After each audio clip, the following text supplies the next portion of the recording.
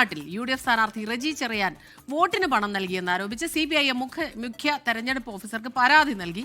പണം കൊടുക്കുന്നതിന്റെ ദൃശ്യങ്ങൾ 24-ന് ലഭിച്ചു.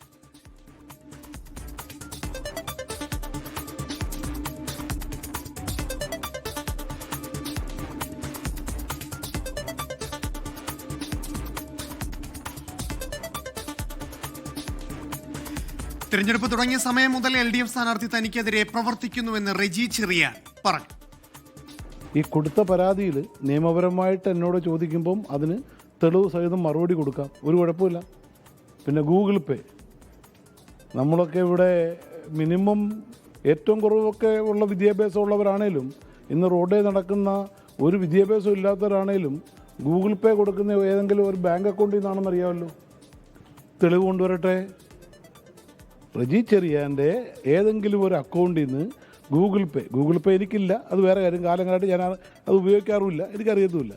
ഇനി ആ സമയത്ത് റെജി ചെറിയാൻ ഏതെങ്കിലും ഫോണിൽ നിന്ന് ഗൂഗിൾ പേ എന്ന് പറയട്ടെ. അവിടെ ലൊക്കേഷനും എല്ലാം ഉണ്ടല്ലോ. നമുക്ക് ഈ രാജ്യത്ത് നിയമവും ഡിജിറ്റൽ തെളിവുകളൊക്കെ ഒത്തിരി വരണ്ടല്ലേ. അത് കണ്ടുപിടിച്ചിട്ട് അത് കൊണ്ടുവരണം.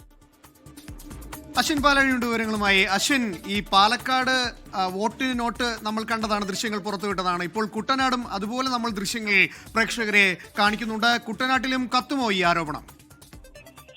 ഈ കുട്ടനാട്ടിലെ തെരഞ്ഞെടുപ്പുമായി ബന്ധപ്പെട്ട് ഏറെ നാളുകളായി വിവാദം തുടരുകയാണ്. പേയ്മെന്റ് സീറ്റ് അടക്കമുള്ള വിവാദങ്ങൾ, ആരോപണങ്ങളൊക്കെ തെരഞ്ഞെടുപ്പ് കാലത്ത് സജീവമായിരുന്നു. അതിനുശേഷം ഇപ്പോൾ തെരഞ്ഞെടുപ്പ് കഴിഞ്ഞതിന് പിന്നാലെയാണ് UDF സ്ഥാനാർത്ഥി റെജി ചെറിയാൻ വോട്ടിന് പണം നൽകി എന്ന ആരോപണവുമായി LDF സ്ഥാനാർത്ഥി തോമസ് കെ തോമസ് രംഗത്തെത്തിയിരിക്കുന്നത്. CPIM ഏരിയ കമ്മിറ്റിയും LDFന്റെ തെരഞ്ഞെടുപ്പ് മണ്ഡലം കമ്മിറ്റിയും ഇത് ചൂണ്ടിക്കാണിച്ച് മുഖ്യ തെരഞ്ഞെടുപ്പ് ഓഫീസർക്ക് പരാതി നൽകിയിട്ടുണ്ട്.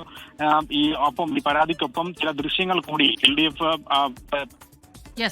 അശ്വിൻ പാലാഴിയാണ് ആലപ്പുഴയിൽ നിന്ന് വിവരങ്ങൾ നൽകിക്കൊണ്ടിരിക്കുന്നത്. അപ്പോൾ അദ്ദേഹം ചോദിക്കുന്ന ഒരു കാര്യം, ഗൂഗിൾ പേ ഏതെങ്കിലും തൻ്റെ ഗൂഗിൾ പേ വഴിയോ മറ്റ് സുഹൃത്തുക്കളുടെ ആരുടെയെങ്കിലും വഴി ഇത്തരത്തിൽ പൈസ അയച്ചു, അതിനുള്ള തെളിവുകൾ കൊണ്ടുവരട്ടെ എന്നൊക്കെ അദ്ദേഹം പറയുന്നുണ്ട്. പക്ഷെ അദ്ദേഹം തന്നെ വീണ്ടും പറയുന്നു, ഞാൻ കുറെ കാലമായി ഗൂഗിൾ പേ, അപ്പം മറ്റെന്തെങ്കിലും വഴി അദ്ദേഹം ഉപയോഗിക്കുന്നുണ്ടെന്നുള്ളതാണ്. പക്ഷേ ഈ ദൃശ്യങ്ങളിൽ കാണുന്നത് അതിലൊരു വ്യക്തത വരേണ്ടതുണ്ട്. സത്യം പുറത്തു വരട്ടെ.